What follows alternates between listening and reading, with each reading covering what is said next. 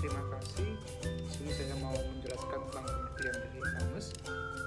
E-commerce yaitu merupakan suatu istilah yang sering digunakan atau didengar saat ini yang berhubungan dengan internet, di mana tidak seorang pun yang mengetahui jelas pengertian tentang e-commerce. E-commerce yaitu perdagangan elektronik atau yang disebut dengan e-commerce adalah penggunaan jaringan, komunikasi, dan komputer untuk melaksanakan proses bisnis. Pandangan populer dari e-commerce adalah penggunaan internet dan komputer atau dengan web browser untuk menjual atau membeli suatu produk. Ya, yang selanjutnya yaitu pengertian tentang e-commerce oleh para ahli, yaitu menurut Sally Cashman, e-commerce atau pendekatan dari elektronik. E-commerce atau perdagangan secara elektronik merupakan transaksi bisnis yang terjadi dalam jaringan elektronik seperti internet.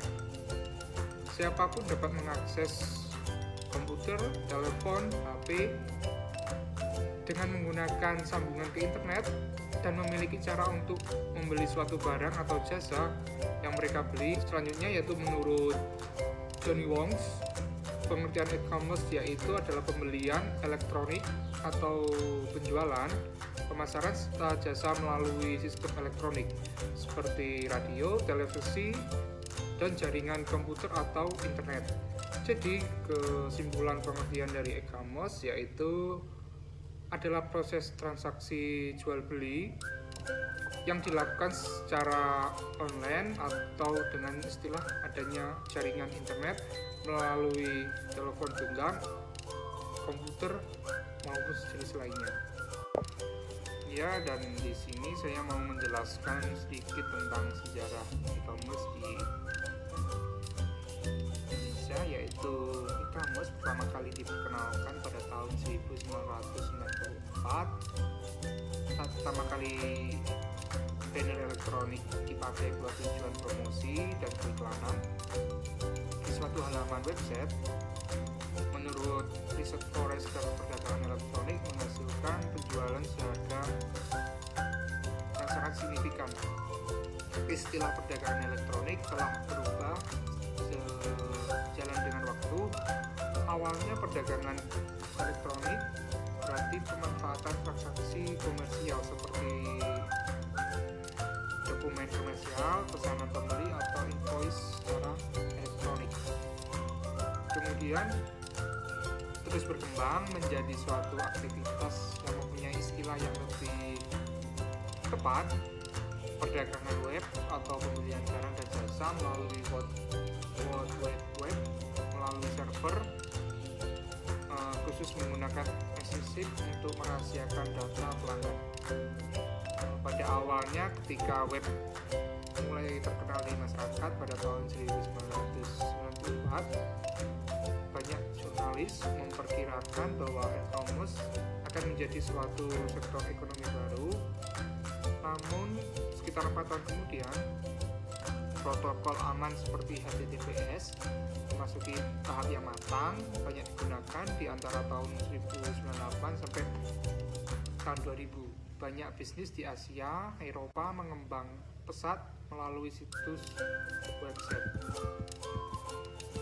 Sedangkan dalam bentuk e-commerce di Indonesia, yaitu dalam sejarahnya, iklan baris merupakan satu bentuk e-commerce yang tergolong sederhana, dianggap sebagai evolusi dari iklan baris yang biasa ditemukan di koran-koran. Kemudian di dunia online, penjualan menggunakan sosial atau media sosial atau platform untuk berikan. Biasanya tidak bisa langsung menyelesaikan transaksi pada website. Sedangkan untuk retail merupakan jenis e-commerce yang dimana suatu proses jual beli dilakukan melalui sistem yang diterapkan oleh situs retail yang bersangkutan. Dan yang ketiga di sejarah Indonesia yang ada di Indonesia. Ya, dan yang selanjutnya yaitu ada jenis-jenis e-commerce. E-commerce dibedakan menjadi beberapa jenis berdasarkan karakteristik, yaitu yang pertama adalah business to business yang memiliki karakteristik pertukaran data dilakukan secara berulang-ulang dan berkala dengan format data yang telah disepakati bersama. Trading partners yaitu sudah terjalin hubungan yang berlangsung cukup lama, informasi yang dimiliki hanya ditukar dengan partner tersebut. Ya, dan yang kedua yaitu business to consumer atau memiliki karakteristik terbuka untuk umum, di mana secara informasi disebarkan secara umum pula, dapat diakses secara bebas. Servis yang digunakan bersifat umum, sehingga dapat digunakan oleh banyak orang. Sebagai contoh, karena sistem web sudah umum digunakan, maka servis diberikan berbasis web. Ketiga jenis e-commerce yaitu adalah consumer to consumer. Dalam consumer to consumer, seorang konsumen dapat menjual secara langsung barang kepada konsumer lainnya, atau bisa disebut dengan orang yang menjual produk dan jasa ke suatu orang satu sama lain. Contohnya adalah ketika ada seorang orang yang melakukan menjual seperti rumah, mobil ataupun sebagainya, mungkin produk, mengiklan di jasa pribadi di internet. Cara menjual pengetahuan dan keahlian itu merupakan suatu dalam consumer to consumer. Ya, dan yang keempat, yang terakhir yaitu consumer to business. Consumer to business adalah model bisnis di mana konsumen individu menciptakan nilai dan berusaha mengkonsumsi nilai ini. Sebagai contoh, ketika konsumen menulis review atau ketika konsumen memberikan ide yang berguna untuk pengembangan produk baru, maka individu ini adalah yang menciptakan nilai bagi perusahaan.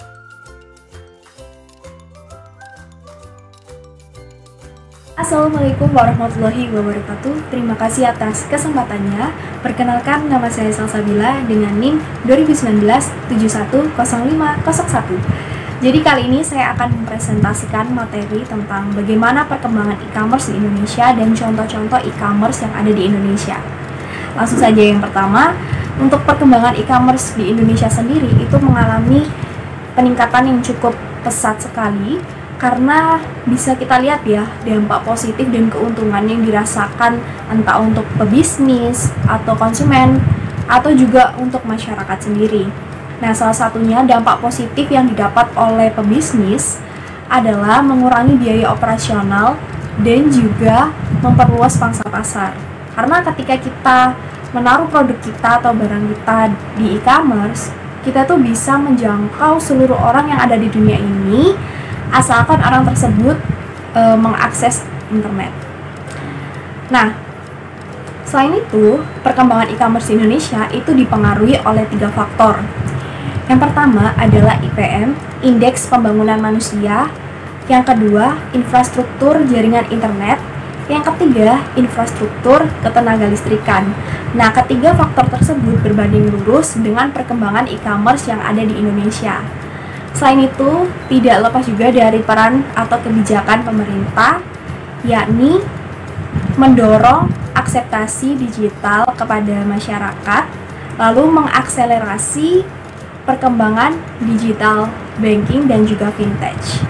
Kemudian ada pendapat dari Gubernur Bank Indonesia, yaitu Bapak Peri Warjio. Beliau berpendapat bahwa perkembangan e-commerce di Indonesia ini bisa dilihat dari sisi perilaku konsumennya nih, karena kan waktu pandemi seperti ini kita tuh lebih banyak menghabiskan waktu di rumah. Jadi orang-orang tuh bisa melakukan transaksi ya di rumah, kebanyakan di rumah, dan itu bisa lewat e-commerce yang hanya membutuhkan waktu yang cukup singkat dan aksesnya sangat mudah sekali, bisa dijangkau oleh semua pihak asalkan pihak tersebut memiliki jaringan.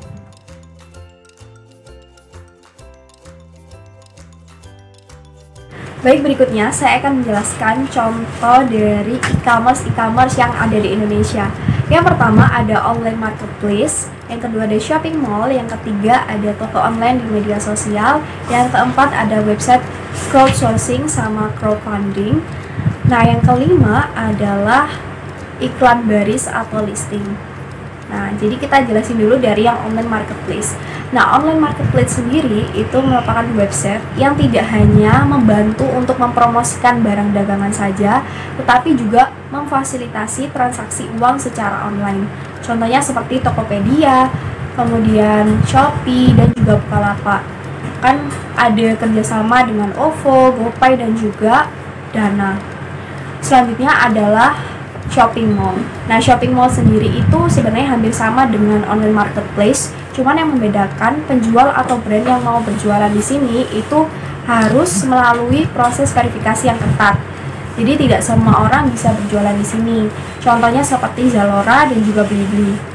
Yang ketiga adalah toko online yang berjualan di media sosial.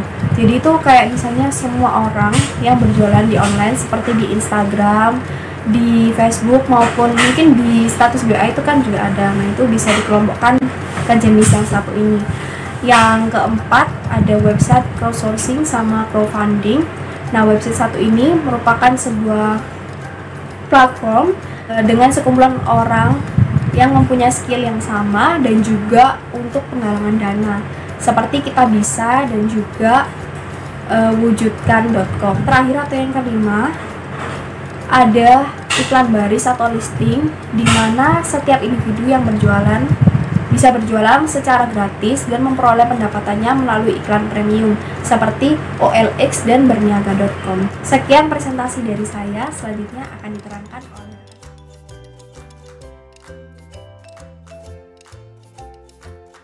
Baik, selanjutnya saya ingin menjelaskan tentang manfaat e-commerce bagi penjual maupun pembeli. Manfaat bagi penjual yang pertama, wilayah pemasaran luas. Jadi hal yang bisa dimanfaatkan oleh para pelaku usaha adalah tidak adanya batasan ruang dan waktu ketika menjual dan memasarkan produknya, sehingga target pasarnya bisa meluas hingga ke luar negeri.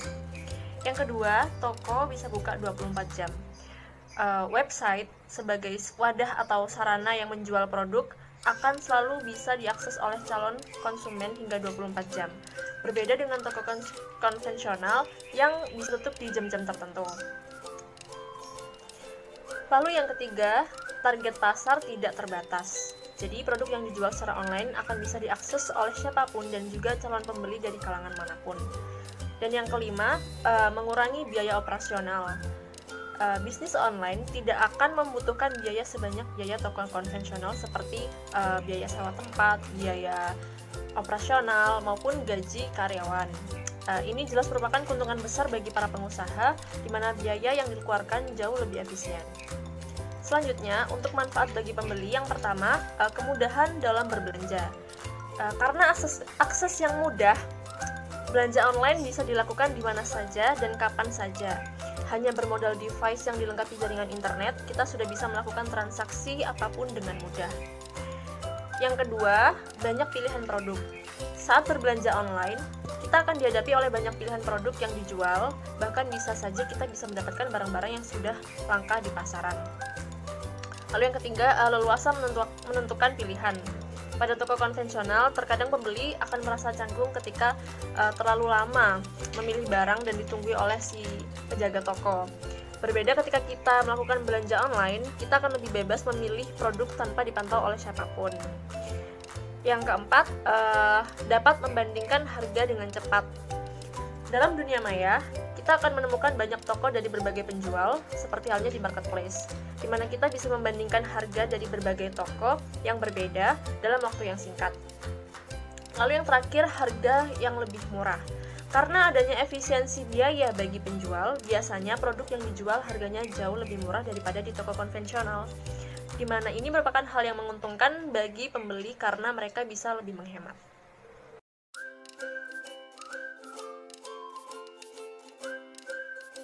Terima kasih atas kesempatannya. Di sini saya akan menjelaskan tentang tantangan dan peluang e-commerce. Perkembangan internet berdampak pada perubahan cara organisasi merancang, memproses, memproduksi, memasarkan, dan menyampaikan produk. Lingkup persaingan yang semakin luas juga menuntut integrasi dan koordinasi antara departemen sistem, informasi, pemasaran, layanan pelanggan, dan departemen lainnya dalam organisasi.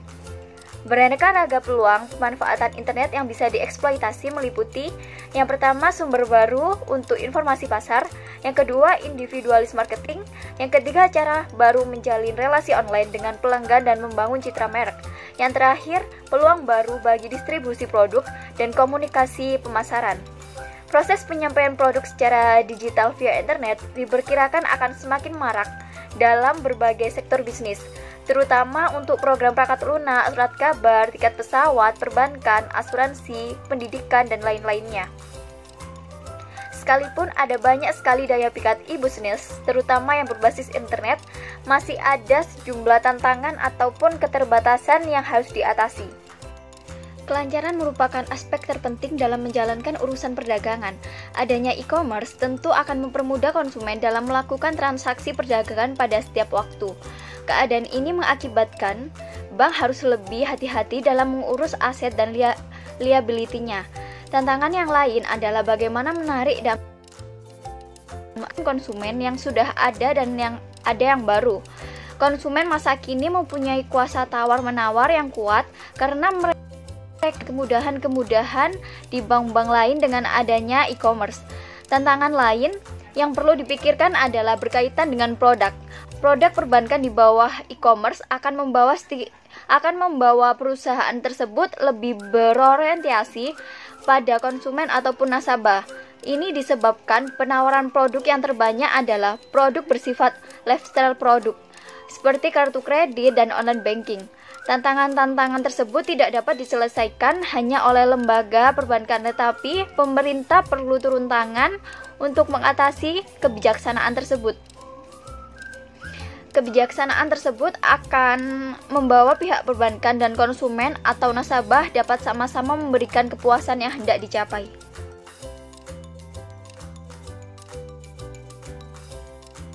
Terima kasih atas kesempatannya. Saya Dinda dengan NIM 185. Di sini saya akan menjelaskan tentang tips keamanan dalam menggunakan e-commerce. Belakangan ini, berita tentang peretasan data beberapa e-commerce di Indonesia tampak meresahkan.